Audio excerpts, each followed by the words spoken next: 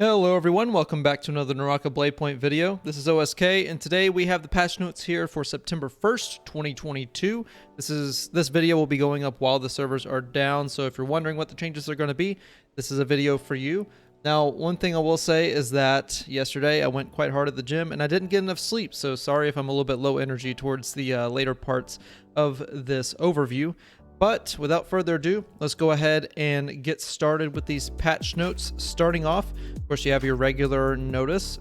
As of recording this video, the patch notes are literally down right now, and they will be down for about 4 hours. So we have that to look forward to. That'll be 10 Central when that comes back up. For brand new content, they've added modes for the Roth map, which is very good.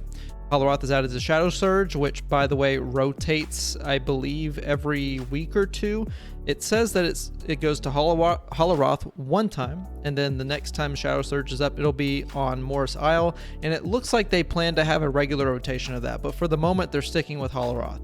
So you have that to look forward to for Shadow Surge, and Roth is also being added to the Bloodbath. Very expected change. I'm surprised it didn't come out with Bloodbath, but now it has it. You can also choose a random map between Roth and Morris Isle to make the matchmaking a little bit faster. For the preparation phase, this has been prepped for the Mid-Autumn Festival, and during this limited time event that it's not the Mid-Autumn Festival, there will be a United Once More event, which goes for 2 weeks. You got to gain Jade Rabbit lamps by completing quests during the event. They can be redeemed for great event rewards, including skins and accessories, Dawn treasures, all that sort of stuff. Just your regular run-of-the-mill limited time event. For hero adjustments, this is where the balance team comes in. We have Zip and Ying. They've optimized the special effects of adding Sedate Soul, which is now clearer. I'd imagine they're making the icon maybe a little bit more shiny so that you can tell if Sedate Soul is going to be coming up. And they've also buffed Saving Grace and Saving Grace Aegis, or rather made it to what it should be, which is the recovery effects will be immediately triggered once you press the button instead of just having that delay whenever you do your first little twirl. So very nice for Zip and Ying, just some quality of life. Valded Sui, they actually did quite a bit. So Valded Sui's skill Haze, Ultimate Nether Nightmare, and all its talent variants. So every one of the skills and every one of the ultimates are going to now attach Soaked to the enemy, which decreases enemies attack by 5% within 10 seconds, or for 10 seconds really, and immediately triggers all remaining burn damage with a cap. So I guess it converts to steam. You get all the remaining burn that you would have had all at once, and this is going to be a nice little damage increase. So this is going to help her out whenever she's in trios and in duos.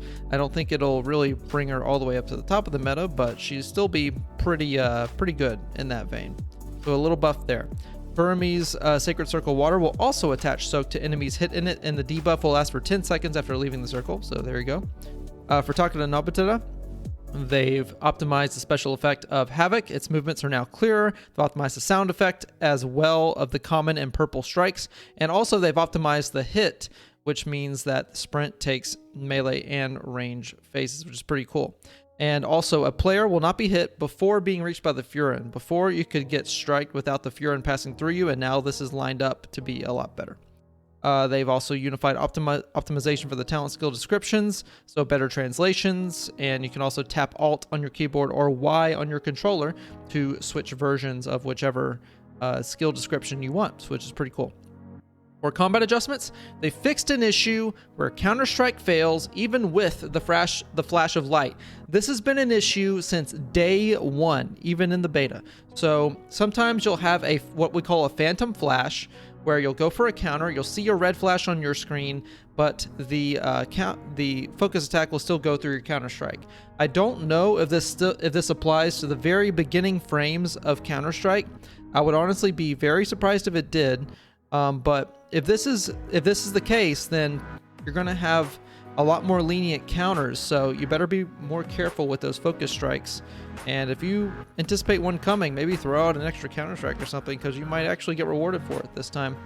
I know I have a clip that I'm not going to show here, but I have a clip where I actually had this happen 3 times in a row, where I would see the flash come, and it would be a player off region that would attack through the flash. So maybe they're making this this sort of interaction more client-sided as opposed to server-sided. I'm not really sure if that's the right terminology. They also might be coding in a way to where the counter-strike favors the one who is countering instead of favoring what the other player might see on their screen. Like if a focus attack connects and they don't see the flash on their screen, they might currently, or before the patch was live, they might have had it to where the focus attack would take priority, but now it seems like they might be switching that, and the counter strike will have a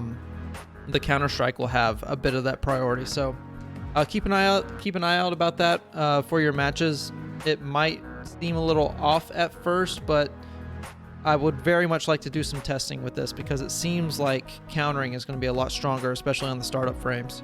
Very interesting indeed. Might be more of a reactive tool instead of predictive. All right.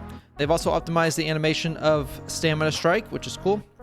Burn Effect is also divided into 4 types based on its source. You have Weapon, which is by the Flamebringer, Soul Jade, which is by Infernal Flash, Fire Arrows, everything else that causes burning on Soul Jades, Mechanisms, so Flaming Cages and Ballista. That's another type of burning. And you also have Tarkaji and Kurami's Fire Circle. And only one burn effect will be triggered in each type at the same time. So this basically limits the amount of stacking of burning that you can have. Now it says only one burn effect will be triggered in each type, which means you might have a burn effect from Flamebringer, Infernal Slash, and Flaming Cages all at the same time. And they could all stack on each other, but you can't have Fire Arrows and Infernal Flash stacking at the same time. You can't have Tarkaji and Kurami's Fire Circles stacking on you at the same time. So something to keep in mind. Now, adjustments to the Holoroth map. Several location names are being added to facilitate communication, which is always nice. Love the quality of life. They've also adjusted the location of green and golden troves in Imperial City, City of Tang, Matab. There were certain areas, especially in Imperial Village, where there would be a golden spawn every single time, and players got really keen as to where that was, including myself. Thank you very much. So them mixing this around a little bit more is very beneficial to randomness, which in a battle royale is almost kind of required, I would say. And it also makes things more interesting so that people can't just play off the drop as consistently as they want to, which makes for more variability, which in the long run I know will retain players a little bit better if you look at the stats. So they've also adjusted the hit range of the Thorny Roller to make it more reasonable visually. I've heard of a rumor and a few comments in my comment section that Thorny Roller was actually hitting people more than once whenever it passed through. I mentioned in a Holoroth video that the current version would only hit me once most of the time, and then it would drop me. Before, like in the beta phases, it would hit like 3 or 4 times. It was absolutely crazy. So this might make the one-time hit a little bit more consistent for some players. They've also optimized and added some ambient sound effects, which is pretty cool. And animals now leave footprints. So if you like your attention to detail, there you go. Duos have now been, the max player numbers have been adjusted to 48, down from 60. So this will help with queue times a little bit. And it'll also prevent some overcrowding, which they mentioned down here as well. For mode optimization, they've optimized the cliff of Through the Fire, which I didn't even know was still up, but there it is. Players knocked airborne now have more chances to get back to the combat, which is cool. No more insta-gimps. Jade Pond is now added, and some locations are removed or adjusted, so that's cool. I forget where Jade Pond is, but if that's what you care about, then there you go. Background music is now added to all 5 main regions in Holoroth, the Four Corners, and the Plume Castle, I'm assuming. For out-of-game adjustments, custom rooms, you are now free to customize the spawn location in Holoroth 4, Herald's Trial, which is the Battle Royale, in custom room. Try it and be creative. I really want to test if we're able to get into the Herald's Trial in custom room without a second player so that I can get some B-roll footage. That would be pretty cool. But regardless of that, we also have that the Bloodbath is also available in custom room. So at the very least, the content side of me will be satisfied with some B-roll in some form or fashion. So look out for that in future videos. They also have an easy mode to bot mode. So if you're really having trouble getting caught up with all the mechanics of the game, then you have the easy bot mode as well. I imagine that applies to, I would imagine that applies to the campaign mode as well, Showdown. For feature optimizations for the client, they've reduced game stuttering when opening the bag, which is cool. They reduced game stuttering when generating pickable objects and mechanisms in a scenario. They've also reduced game stuttering by optimizing audio and memory usage. And now they have a new graphic setting, light. So with the current light settings, it's only set to one specific graphic setting. With this new one, the default, which would be the same as before, would be the medium light quality, and you're now able to adjust it to low light quality, keep it medium for default, or you can choose high and ultra high if you have an absolute beast of a machine. So if you really want to get the most out of the lighting in the game, then you have the option to do so and burn your CPU if you want, or your GPU rather. So if that's something you like to do, then feel free. Also, I would imagine points 2 and 3 here would help the southwestern side of Roth, because that place has some frame stutters, and I would imagine that they're trying to clean that up fairly quickly. All right, some in-game adjustments. They've also adjusted the score settlement with ease and quite challenging. This brings it more in line to the neck and neck sort of adjustment. So what this will do is this will buff with ease point gains, and it will nerf quite challenging point gains. So you're going to have to be more consistent throughout all of these score settlements. Okay, if you're not stopping with ease, you're going to get a score that makes it look like you're not stopping. Like maybe if you get 5 kills, you get 6 points or something. Or actually, no, I take that back. If you get 5 kills, you will actually get more points. So it might be like, I don't know, 15.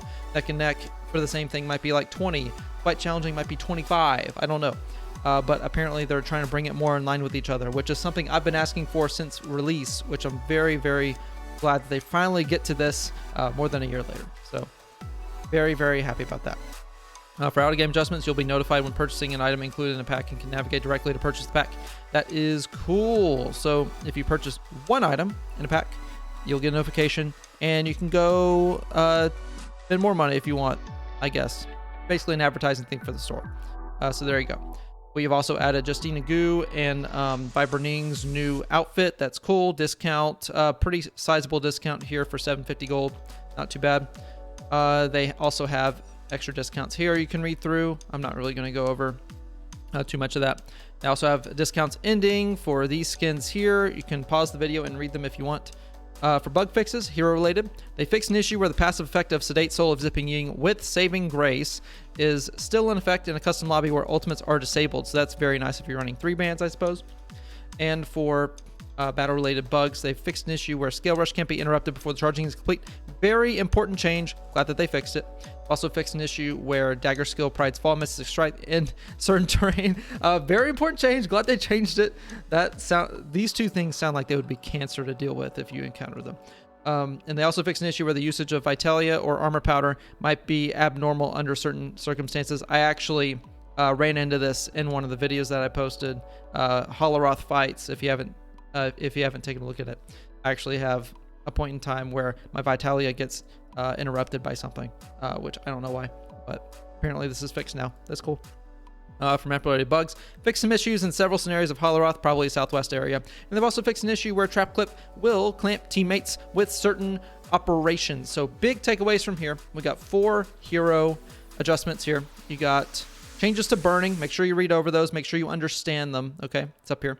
Valda Tsui, you see, gets a new soaked ability or a new soaked status onto her Haze, Nether Nightmare, and all that. Zipping Ying gets her proper ultimate effect. You also have new modes for Roth, and big important, they fixed an issue where Counter-Strike fails even with the red flash of light, possibly hinting that they're going to be favoring counters more now. So this is going to change up combat a little bit. It's going to change up combat quite a bit actually at the high levels. So make sure you're paying attention to that. If something looks weird on your screen, I mean, you can feel free to hit the report button, but counters are going to be probably coming out a little bit faster now if it's what I think it is. So if you're watching this video after the patch goes live, be sure to leave in the comments and let me know what you think about the new changes and if what I just said is true or false. Okay, that would be really helpful. So with that, guys, thank you guys for watching. I've been OSK. Y'all have a great day. Don't forget to hit like, subscribe, comment, share, all that sort of stuff. Thanks to the channel members, and I will see you guys next time. Have a good night. I will rise 1,000 times. I fall and I rise from ashes. This time I'll come back stronger. I know life is getting harder. Not not like I will choose another. My tears leave healing powers, just one drop to recover. Can't stop me cause I'm the